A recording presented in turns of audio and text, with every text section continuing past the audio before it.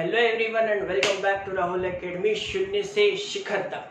Right, ये हमारा class 9th का दूसरा लेक्चर है और आज हम लोग पढ़ने वाले हैं हमारे रैशनल और इरैशनल नंबर्स। इससे पहले हम लोगों ने फर्स्ट लेक्चर में नंबर सिस्टम देखा था, उसका कुछ हिस्ट्री देखा था। ठीक है, फटाफट जल्दी से हम लोग रिवाइज कर लेते हैं कि हमारे जो नंबर सिस्टम है वो क्या है। ओके, ऐसे नंबर्स जो कि हमारे 1 से लेकर के 1, 2, 3, 4 अप टू ये सारे इन्फिनिट तक चलते हैं, इनको हम लोग नेचुरल नंबर्स के नाम से जानते हैं। ठीक है, नेचुरल नंबर्स के बाद इस फैमिली में अगर एक और नंबर आ जाता है तो भाई लोग उसको क्या कहा जाएगा, जल्दी जल्दी बता दो। बताओ। आएगा whole numbers. Very good.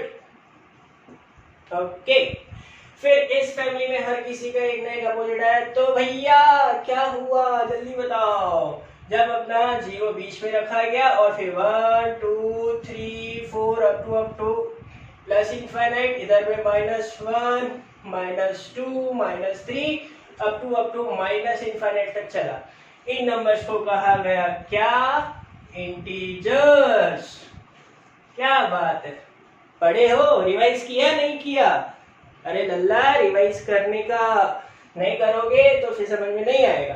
Okay, इसमें इधर वाले नंबर्स को कहा गया पॉजिटिव इंटीजर्स और इधर वाले नंबर्स को कहा गया नेगेटिव इंटीजर्स। याद रखना भाई साहब। Okay, you have to remember that 0 is neither positive nor negative। ना तो वो 0 पॉजिटिव में आता है, ना ही नेगेटिव में आता है। दूसरा, इसके बाद की कहानी कुछ और है। वो कहानी है कि भैया ऐसे नंबर्स तो आ गए, नेचुरल नंबर्स आ गए, होल नंबर्स आ गए, इंटीजर्स आ गए, फिर हमारे रैशनल नंबर्स आए थे, है ना। हमने छोटा सा एक इंट्रोडक्शन देखा था रैशनल नंबर्स का। ठीक, अब बात करते हैं कि ये जो नंबर्स आए तो भैया एक ऐसा आदमी आया, है ना। स्टूडेंट्स होते हैं बड़े बदतमीज है। सॉरी, मैं आपकी बात नहीं कर रहा हूँ, लेकिन कुछ स्टूडेंट्स होते हैं जो कि मास्टर को परेशान करते हैं। अब परेशान कैसे करते हैं? भैया बोला कि सर इनको आप हमें रिप्रेजेंट करके बताओ।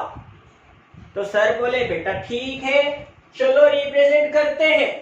तो कंसेप्ट आ गया किसका? नंबर लाइन का। ये कंसेप्ट आप याद रखिएगा क्योंकि यहाँ पर हम थोड़ा सा पढ़ेंगे, इसके बाद थोड़ा और आगे पढ़ेंगे जब हम रैशनल नंबर्स का रिप्रेजेंटेशन करेंगे। ठीक है, रैशनल और इरैशनल दोनों का। तो नंबर लाइन आया। नंबर लाइन का कंसेप्ट आपके लिए कोई पूरा नया नहीं है ना। बहुत छोटी क्लासेस से आप पढ़ते हुए आ रहे हो number line. Number line is an imaginary line. याद रखो भैया। Okay, this line is purely imaginary. Why imaginary? Because this line never exists. ठीक है, it never exists anywhere. कहीं पर भी इसका वास्तव नहीं है, अस्तित्व नहीं है ना। ऐसा नहीं कह सकता कि ये नंबर लाइन मेरे घर से लेकर के आपके घर तक जाती है, ऐसा बिल्कुल नहीं है भाई। ठीक, this number line is purely imaginary। तो भैया हुआ यूं कि एक काम करो, इसका मिडिल ले लो। इसका मिडिल हुआ आपका 0, 0। शून्य के इधर में आप चले जाओ तो 1, 2, 3, 4 अप टू चलते गए 1, 2, 3, 4। ठीक, फिर इसके इधर में आ जाओ तो सेम डिस्टेंस पे हमारे पास में आया -1, -2, -3 एंड सो ऑन। ठीक, ये चला आपका माइनस इनफाइनाइट तक, ये चला आपका प्लस इनफाइनाइट तक। चलो इनको रिप्रेजेंट कर दिया। ठीक, यहां से लेकर के यहां तक के नंबर्स आ गए आपके कौन से? Natural numbers. फिर यहां से लेकर के यहां तक के नंबर्स आ गए आपके होल नंबर्स। ठीक, और फिर इधर से इधर तक आपके नंबर्स आ गए कौन से? इंटीजर्स, जिनको हम Z से डिनोट करते हैं। तो माय डियर फ्रेंड, ये तो हुआ, लेकिन बच्चे का क्वेश्चन तो कुछ और था। बच्चे ने कहा कि मास्टर साहब एक बात बताइए, मैं 1/2 को कहां पे रिप्रेजेंट करूं? मार साहब ने इसे सिर खुजाया। 1/2 बेटा तेरा कंसेप्ट तो सही है 1/2। चलो मार साहब ने कहा कि बेटा एक काम कर, इसको तू डेसिमल नंबर में कन्वर्ट कर ले 0.5। तो कहीं ना कहीं 0.5 मतलब 0 और 1 के बीच में यहाँ कहीं ना कहीं आपका 0.5 आएगा। ये हुआ ओके। तो उसने कहा सर एक काम करो, अच्छा 0.5 आपने कर दिया, तो अब आप मुझे बताओ कि 1/3 कहाँ आएगा। सर का तो दिमाग कंफ्यूज हो गया, क्योंकि ये नंबर तो बना क्या 0.3333 चलता गया, खत्म ही नहीं हुआ, तो यहां कहां रिप्रेजेंट करें। तो भैया जी इंट्रोड्यूस होता है ऐसे नंबर्स जिनको कि हम P/Q के फॉर्म में लिख सकते हैं। ठीक है, आया कौन? Rational numbers. तो भैया बच्चे की बात सुनकर मार साहब ने निकाला एक और नया कंसेप्ट। ठीक है, कंसेप्ट कुछ ऐसा कहा गया, the numbers which can be represented okay in the form of P/Q okay are known as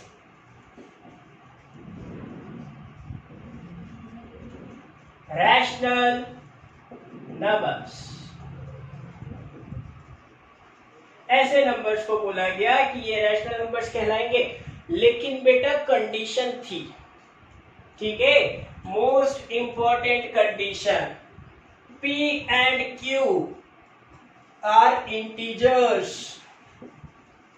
इनको कहा गया कि ये इंटीजर्स रहेंगे। ठीक, फिर उसके बाद दूसरी कंडीशन लगाई गई कि Q is not equals to 0, Q should not be equals to 0। Okay, ये कंडीशन क्यों है मैं आपको बताऊंगा, ये कंडीशन क्यों है ये भी मैं आपको बताऊंगा, है ना, और कोई थोड़ी ना बताएगा, मैं ही हूं जो आपको यहाँ बताऊंगा। तो भैया हुआ यूं कि P and Q are the integers. Okay, तो एक और दूसरा बच्चा आया, बच्चे हैं आएंगे आएंगे। ठीक है, तो बच्चा आया, बोला कि सर, अरे सर, तो भैया दूसरे बच्चे का दिमाग ठनका। ठीक है, और दूसरे बच्चे ने कहा कि सर एक बात बताइए कि what is the difference between fractions, सोचो सोचो सोचो, and rational numbers।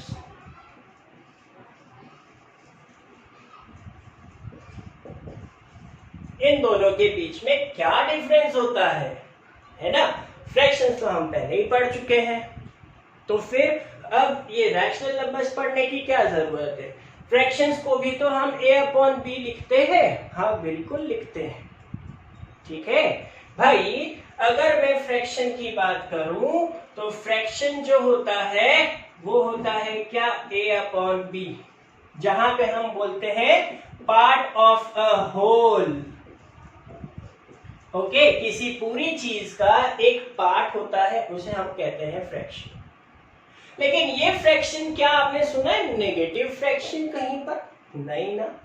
क्या मैं ऐसा कह सकता हूं कि आज मैंने -1/2 केक खाया? बिल्कुल। तो नेगेटिव फ्रैक्शंस को हम नहीं बोल सकते। यहां पर कंडीशन होती है कि A and B are whole numbers, ये इंटीजर्स नहीं होते हैं। क्यों नहीं होते हैं? क्योंकि यहां आप देखोगे तो अगर होल नंबर्स होंगे तो होल नंबर्स 0 से लेकर के आपका कहां तक चलता है, इन्फिनिट तक। माइनस के फ्रैक्शंस नहीं होते। Okay, as the definition can give us the clear idea what a fraction is. A fraction is actually a part of a whole, first thing. Second thing, A and B, both the numerators and denominators are whole numbers, not integers. Third thing, okay, इसमें एक और बहुत important point है, वो है कि b is not equals to 0. अरे भाई, 0 का कोई पार्ट कर सकता है क्या? अगर मैं लिखूं a अपॉन 0 तो नहीं, वो वैलिड फ्रैक्शन नहीं है, है ना? 0 का कोई हिस्सा ही नहीं है, 0 इज वॉइड, खाली होता है। ठीक है, so this is a complete fraction. Fraction part of a whole, a and b are the whole numbers, b is not equals to 0। Second thing, यहाँ अगर आप रैशनल नंबर्स की बात करते हो तो रैशनल नंबर्स में भी p and q are the integers, not the whole numbers, my dear friend. आ रही है ना समझ में? तो p and q are the integers and q is not equals to 0, correct? This is the basic difference between fractions and rational numbers, है ना? हम लोग इसके आगे की कहानी और पढ़ते हैं।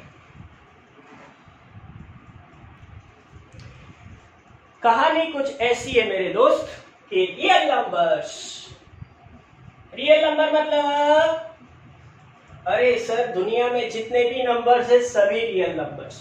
Okay, real numbers complex numbers को छोड़ के बाकी के सारे वो रियल नंबर्स कहलाते हैं। ओके, रियल नंबर्स को बेसिकली हम लोगों ने दो हिस्सों में बांटा। पहला जो आया वो था आपका विथ डेसिमल, है ना, जिसका एक डेसिमल पार्ट होता है, और दूसरा जो आया वो आया आपका विदाउट डेसिमल।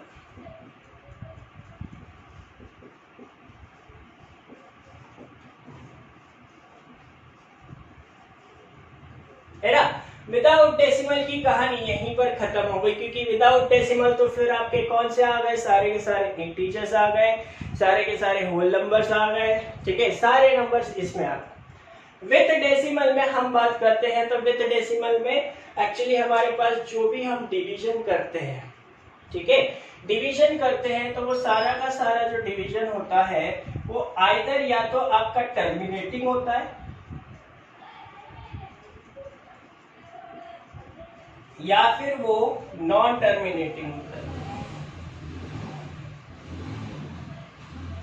अब अगर टर्मिनेटिंग हो गया इसका मतलब कहानी यहीं पर खत्म हो गई, फिनिश हो गया।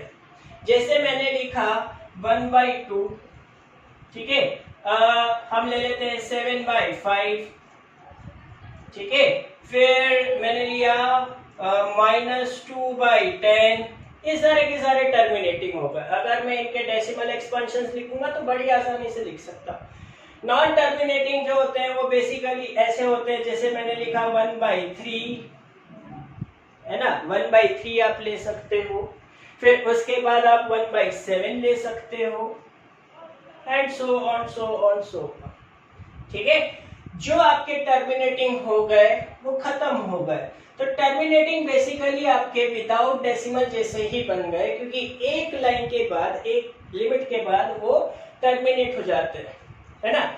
नॉन टर्मिनेटिंग में फिर से हमारी कहानी दो हिस्सों में बढ़ जाती है। आपका जो नॉन टर्मिनेटिंग है इसमें बेसिकली क्या आ जाता है, एक आ जाता है आपका नॉन टर्मिनेटिंग बट रिपीटिंग, और दूसरा आता है आपका non terminating non repeating.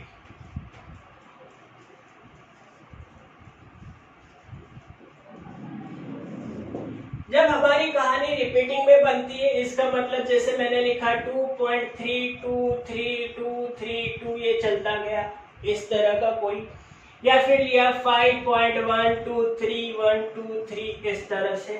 Okay, so non terminating में आपका जो बनेगा वो बनेगा कुछ ऐसा, नॉन रिपीटिंग सॉरी, क्योंकि नॉन टर्मिनेटिंग तो दोनों ही है। नॉन रिपीटिंग में 2.1579321 सो इस तरह से कुछ चलता गया। ठीक है, एक और कोई एग्जांपल ले लीजिए आप, 5.798127 सो। ठीक, तो इस तरह से आपका ये नंबर चलता है, करेक्ट। यहाँ पर ये बात ध्यान रखना है कि जो आपका रियल नंबर्स में सारे के सारे विदाउट डेसिमल वाले नंबर्स रैशनल नंबर्स कहलाते हैं। ओके, सारे के सारे टर्मिनेटिंग नंबर्स रैशनल नंबर्स कहलाते हैं। सारे के सारे नॉन टर्मिनेटिंग लेकिन repeating, non terminating but repeating rational numbers कहलाते हैं। आपका यही एक अकेला ऐसा नंबर होता है जो कि रैशनल नंबर नहीं है। ठीक है, ये रैशनल नंबर नहीं बनता है। फिर कंसेप्ट आया हमारा किसका, इरैशनल नंबर्स का। ऐसा माना जाता है कि ये जो इरैशनल नंबर का कंसेप्ट है ये बेसिकली पाइथागोरियंस का कंसेप्ट है। ठीक है, पाइथागोरियंस जो है ये ग्रीस के सामूस में रहने वाले लोग थे और ये नंबर्स को बहुत ज्यादा मानते थे, उनको पूछते थे, स्पिरिचुअल हुआ करते थे नंबर्स इनके लिए, है ना। तो ये भी कहानी है कि जिस बंदे ने इरैशनल नंबर्स की खोज करी थी उसको या तो मार दिया गया या उसे जेल भेज दिया या काला पानी की सजा हो गई। ठीक है, ये सारी की सारी कुछ कहानियां हैं बट इसका ऐसा कोई ठोस सबूत नहीं मिलता, है ना। इरैशनल नंबर्स, है ना, हमने देखा कि ऐसे numbers, the numbers which can not be represented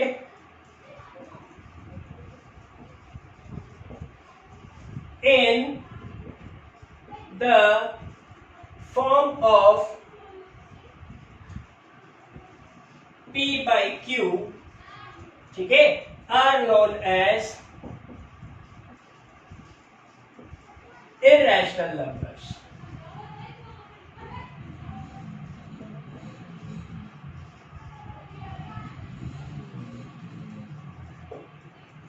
basically हुआ ये कि ऐसे नंबर्स जिनको कि हम P by Q के फॉर्म में नहीं लिख सकते उनको क्या कहा गया, इरैशनल नंबर्स। उन्होंने अपनी एक नई दुनिया बनाई, है ना। इसमें बेसिकली जैसे अगर मैं बात करूं आपको √2, बताओ टेल। तो √2 is irrational, it is not rational, है ना। अब ये √2 इरैशनल क्यों होता है भैया, आप मुझे ऐसा बता सकते हो क्या कि ऐसा क्या आएगा जिसका मैं स्क्वायर करूं तो मेरे पास में √2 आएगा, या स्क्वायर नहीं, यहां पर हम ये करें कि √2 जो है, √2 का स्क्वायर रूट क्या होगा, क्वेश्चन मार्क, कुछ नहीं। हाँ, आप ये जरूर बोलोगे कि सर 1.414, है ना, वो इसकी वैल्यू आती है। हाँ, डेफिनेटली वो आती है, लेकिन वो हम लोगों ने कैलकुलेट किया हुआ है, उसका कोई फाइनाइट नहीं है। याद करो जो पिछला हमने चार्ट बनाया था, नॉन टर्मिनेटिंग नॉन रिपीटिंग, तो उसमें वो इरैशनल चले जाते हैं। ओके, इसीलिए ये इरैशनल है। सारे के सारे नॉन परफेक्ट स्क्वायर नंबर्स, ये सारे के सारे इरैशनल नंबर्स में आते हैं, है ना। एक सबसे इंपॉर्टेंट पॉइंट, वेरी इंपॉर्टेंट, याद रख लो इसको भैया, ये एग्जाम में एक नंबर में कई बार पूछा जाता है ना।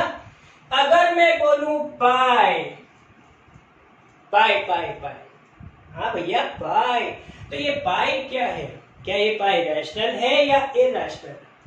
तो बेसिकली पाई जो होता है ये इरैशनल होता है, इरैशनल नंबर। लेकिन मेरे दोस्त कहानी में ट्विस्ट है, वो क्या है ये देख, 22/7। ये क्या है बोलोगे सर क्या मजाक करते हो, पाई इरैशनल है, पाई की ही वैल्यू 22/7 होती है, तो वो भी तो इरैशनल होगी ना। नहीं नहीं नहीं नहीं नहीं नहीं नहीं, इधर ही तो तुम गलती कर रहे हो। 22/7 जब आप इसका डेसिमल एक्सपेंशन निकालोगे तो इसका डेसिमल एक्सपेंशन नॉन टर्मिनेटिंग आता है लेकिन रिपीटिंग आता है, तो ये बेसिकली ये रैशनल नंबर होता है। तो याद रखना, अगर क्वेश्चन दे दिया जाए कि which one of the following is irrational, है ना, ऑप्शन दिया pi, option B 22/7, option C both, option D none. तो क्या लगाओगे? अगर इरेशनल का पूछा है तो पाई और रैशनल का पूछा है तो 22/7। याद रखना, ये बहुत अच्छा कंसेप्ट है, बहुत इंपॉर्टेंट कंसेप्ट है। So basically in this lecture we have discussed about rational numbers. So rational numbers are the numbers which can be written in the form of P upon Q, where P and Q are the integers and Q is not equals to 0. Okay. Now the second thing we have seen about irrational numbers. The numbers which cannot be written in the form of P upon Q are known as irrational numbers. है ना? In decimal expansion we have two types of decimal expansion. First is terminating, second is non-terminating. Terminating expansion is always a rational number. In non-terminating, again we will get two types of non-terminating decimal expansion. Non-terminating but repeating and non-terminating non-repeating. Okay. So non-terminating but repeating are the rational numbers. Non-terminating, non-repeating are irrational numbers. Okay. So, and the most important, pi is irrational and 22/7 is rational. Okay. Hope you guys enjoyed. Okay. Stay tuned to Rahul Academy. शून्य से शिखर तक. Okay. Thank you so much.